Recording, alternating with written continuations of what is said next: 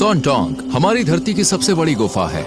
ये गुफा इतनी विशाल है कि इसमें अपना खुद का पूरा इकोसिस्टम है, यानी इसका अपना मौसम है। सैकड़ों मीटर नीचे जैसे आमतौर पर आसमान में बादल बनते हैं, वैसे ही बादल इस गुफा के अंदर भी बनते हैं। सॉन्डोंग गुफा के अंदर धरती की सतह से गहराई में एक अनछुआ पुराना रेन फॉरेस्ट और एक विशाल अंडरग्राउंड नदी भी है। दोस्तों, यहाँ ट्रांसपेरेंट मछलियों से लेकर रंग बिरंगे बंदरों तक 250 से ज्यादा अनोखे पेड़ पौधे और जानवरों की प्रजातियां पाई जाती हैं। हाल ही में यहाँ 7 नए जीवों की खोज हुई है जो सिर्फ इसी गुफा में मिलते हैं। ये गुफा 9 किलोमीटर लंबी है और इसका कुल आकार 38.5 मिलियन क्यूबिक मीटर का है। इसकी पैसेजेस इतनी बड़ी है कि इनके अंदर एक 40 मंजिला इमारत भी समा सकती है। यहाँ के विशाल स्टेलेग्माइट्स प्राचीन शहरों के टावरों की तरह ऊपर उठे हुए हैं। इस गुफा के अंदर चलते हुए इंसान खुद को एक छोटे से कीड़े जितना महसूस करता है। क्या कोई पत्थर खुद ब खुद हिल सकता है? सॉन्डोंग में ऐसा होता है। यहाँ फाइटोकास्ट चट्टानें पाई जाती हैं जो ऑर्गेनिज्म जैसी लगती हैं और सूरज की रोशनी की ओर धीरे धीरे बढ़ती हैं। इसके अलावा यहाँ रेयर गुफा की मोती और कई अनोखी फॉर्मेशंस भी मिलती हैं। करीब 30 लाख साल पहले बनी ये गुफा दुनिया के लिए पूरी तरह से अनजान थी। किसी को इसके बारे में जानकारी नहीं थी जब तक कि वियतनाम में 2009 में इसके बारे में पता नहीं लगाया गया।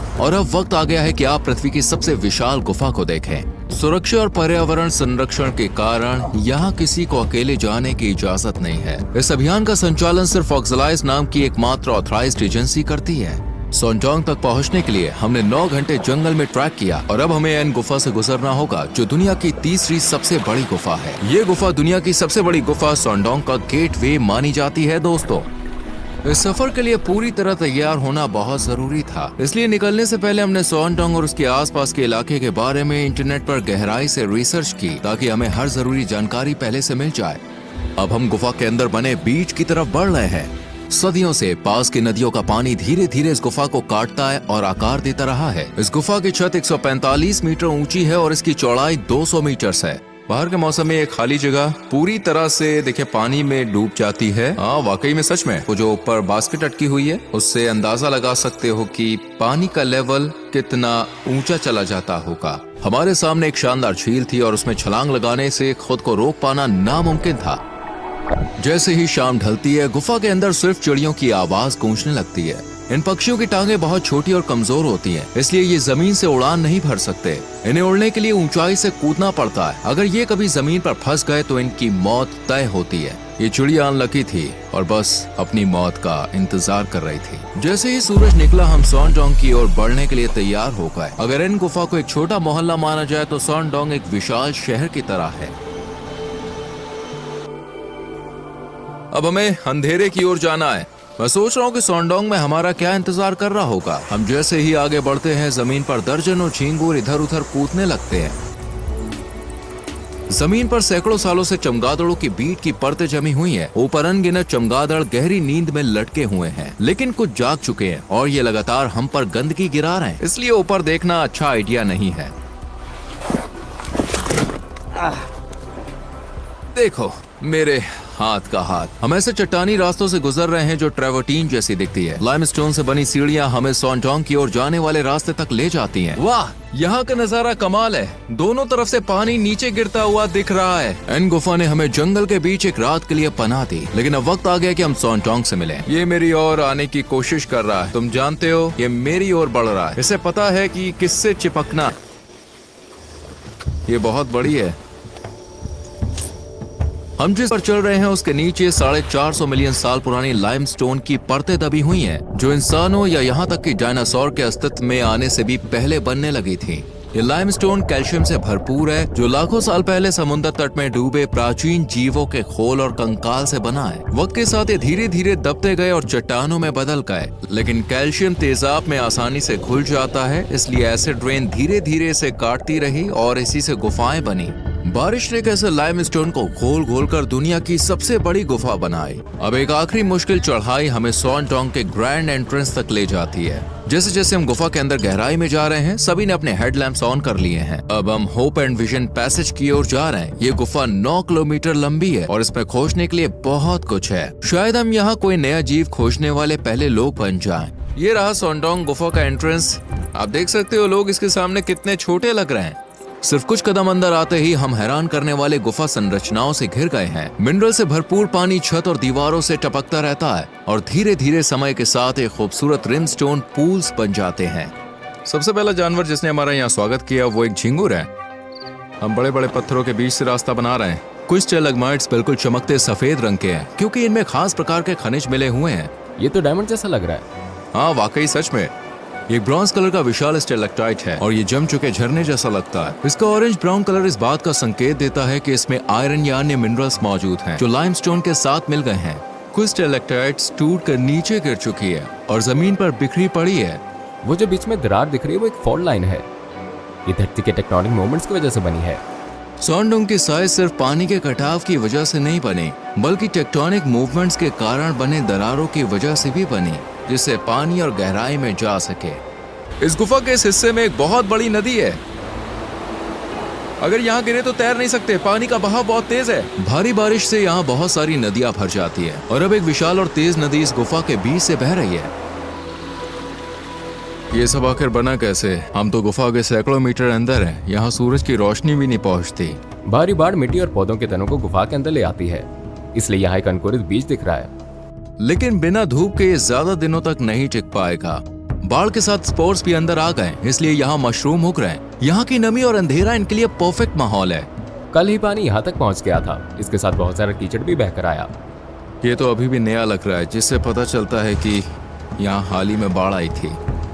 अब हम होप एंड विजन पैसेज तक पहुंच गए हैं। ये गुफा का सबसे बड़ा हिस्सा है। मैं दुनिया के सबसे ऊंचे स्टैलेग्माइट के पास खड़ा हूं जो 80 मीटर ऊंचा है। इसे इसकी ऊंचाई तक पहुंचने में करीब 8 लाख साल लगे क्योंकि छत से गिरता पानी धीरे धीरे मिनरल्स को जमीन पर जमा करता गया और ये विशाल स्टैलेग्माइट बना।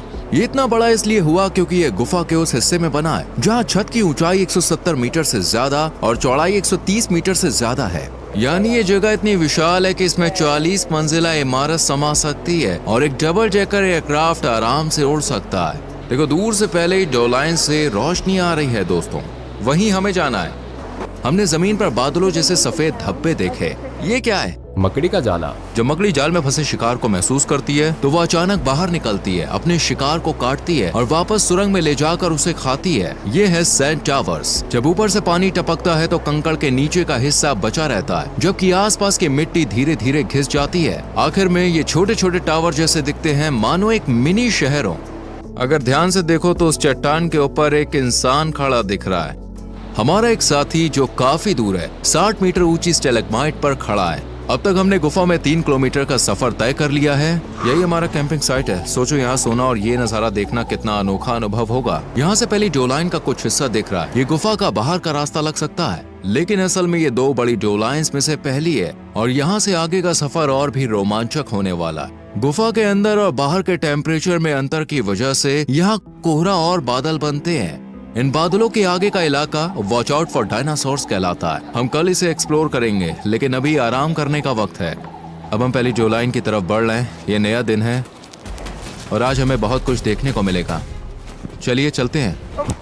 पहली डोलाइन तक पहुंचने के लिए हमें इन संकरे रास्तों से रेंगते हुए गुजरना होगा। बहुत संकरा रास्ता है। पे धागे गुफा में रहने वाले कीड़ों के जाल है। ये कीड़े अपनी पूंछ से नीली हरी रोशनी निकालते हैं, जिससे उड़ते हुए कीड़े अट्रैक्ट होकर इन चिपचिपे धागों में फंस जाते हैं। जैसे कोई कीड़ा फंसता है, लार्वा अपने मुंह से धागे को खींचता है और शिकार को खा जाता है। ये लाइमस्टोन दक्षिण पूर्व एशिया का सबसे पुराना लाइमस्टोन है। इसकी उम्र 400 मिलियन साल से भी ज्यादा है। कुछ समुद्री जीव लाइमस्टोन का हिस्सा बन गए, जबकि कुछ मिनरल्स में बदलकर फॉसिल बन गए। जैसे कि देखिए यहाँ ये उदाहरण दिख रहा है। इस फॉसिल की डिटेल बाद में देखेंगे। हम लगभग पहुँच चुके हैं। सूरज! वाह, यहाँ छत से गिरने वाली पानी की बूंदों को जमीन तक पहुँचने में करीब 20 सेकंड्स लगते हैं। इस दीवार की ऊंचाई कितनी होगी? करीब 140 मीटर। यहाँ सब कुछ बहुत बड़ा है। अगर ऊपर देखो तो गुफा के खुले हिस्से के चारों ओर रेन फॉरेस्ट के पेड़ दिखते हैं, लेकिन इस वक्त हम अभी भी कई मीटर नीचे गुफा के अंदर हैं। ये छेद इसलिए बना है क्योंकि हजारों साल पहले सॉन्जोंग के अंदर बहने वाली नदी ने धीरे धीरे लाइमस्टोन को काटा और छत को कमजोर कर दिया। आखिरकार छत अपना भार संभाल नहीं पाई और गिर गई, जिससे ये विशाल छेद बन गया। सूरज की रोशनी ने यहाँ काई और एल्गी को जीवन दिया है। दोपहर में हम दूसरी डुलीन की ओर बढ़ेंगे। वो पहली डुलीन से बिल्कुल अलग है। वहाँ आपको असली जंगल देखने को मिलेगा। गुफा की छत टूटने से धूप अंदर आने लगी और यहाँ एक नया इकोसिस्टम विकसित हो गया। लेकिन बाकी से अलग है।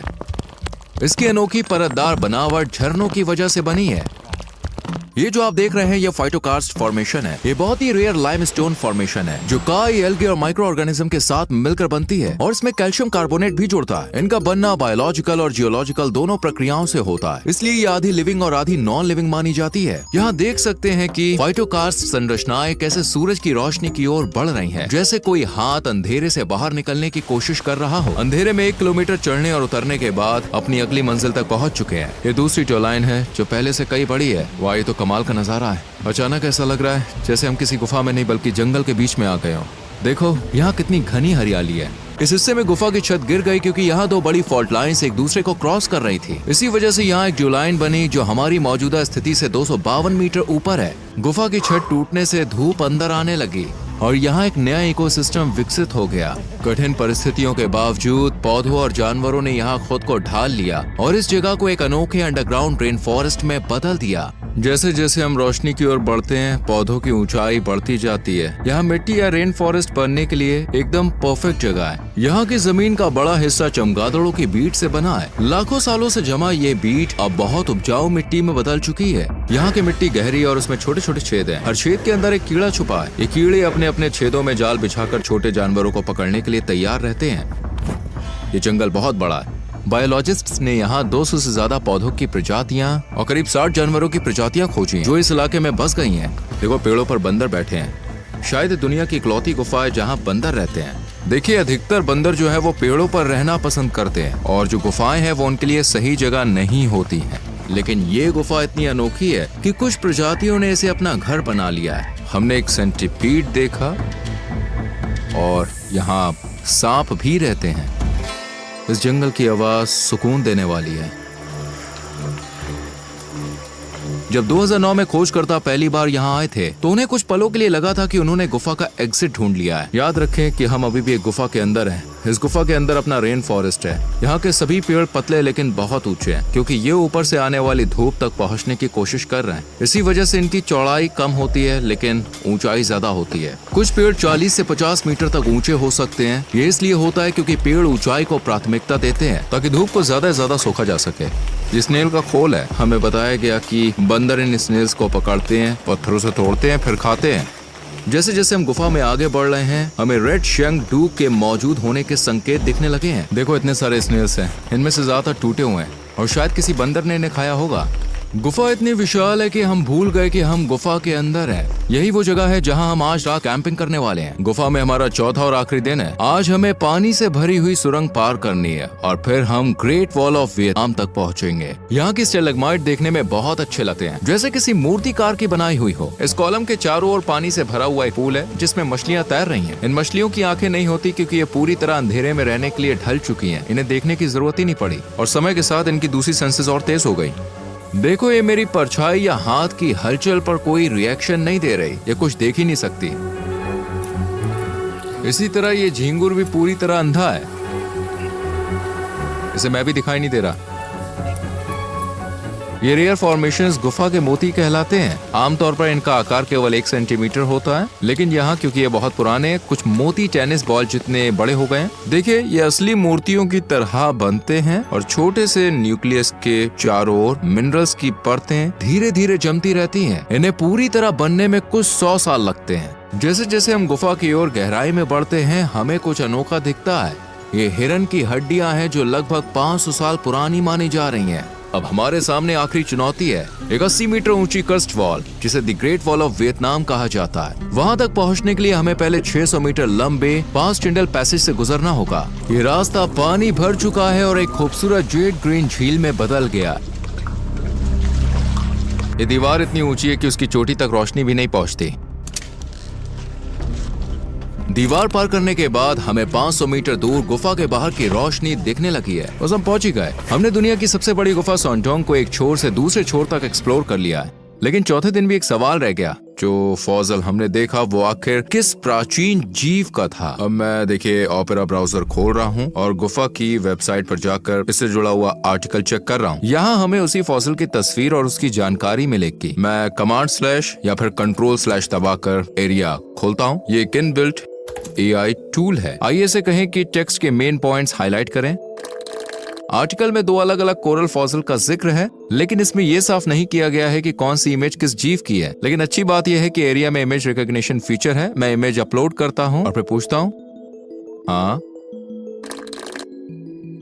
ये फॉसिल देखिए टेट्राक्रॉलिया का है। आइए समुद्री जीव के बारे में और जानकारी खोजते हैं। सबसे पहले मैं टैब आइलैंड्स फीचर का इस्तेमाल कर रहा हूं, जिससे अलग अलग टॉपिक्स के टैब को एक साथ ग्रुप कर सकता हूं और स्पेस बचाने के साथ कभी भी एक्सपेंड और कोलैप्स कर सकता हूं। अब मैं ब्राउजर विंडो को स्प्लिट कर रहा हूं ताकि दोनों टेक्स्ट एक साथ देख सकूं। टेट्राकोरालिया, जिसे रुगोसा भी कहा जाता है, लाखों साल पहले ये एक्सटिंक्ट हो चुका था। ये मांसाहारी जीव था।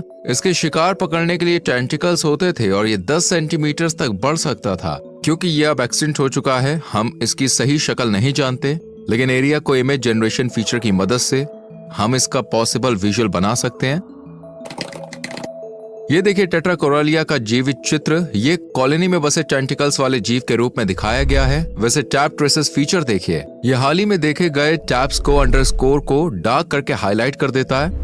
जितनी गहरी अंडरलाइन होगी वो टैब उतना ही हाल ही में ओपन किया गया था। ऑपेरा के स्मार्ट टूल्स की मदद से हमें पूरा यकीन है कि हमने एक फॉसिल के असली जीव की पहचान कर ली है। ऑपेरा ब्राउजर न सिर्फ आपकी ब्राउजिंग को आसान बनाता है, floating music player, customizable themes और कई शानदार फीचर्स के साथ। अभी ऑपेरा डाउनलोड करें, लिंक डिस्क्रिप्शन बॉक्स और पिन किए गए कमेंट में दिया गया है, ताकि आप अपने ब्राउजिंग अनुभव को अगले स्तर पर ले जाएं। देखने के लिए धन्यवाद। अगली डॉक्यूमेंट्री में मिलते हैं। रूही चैनट यहाँ था।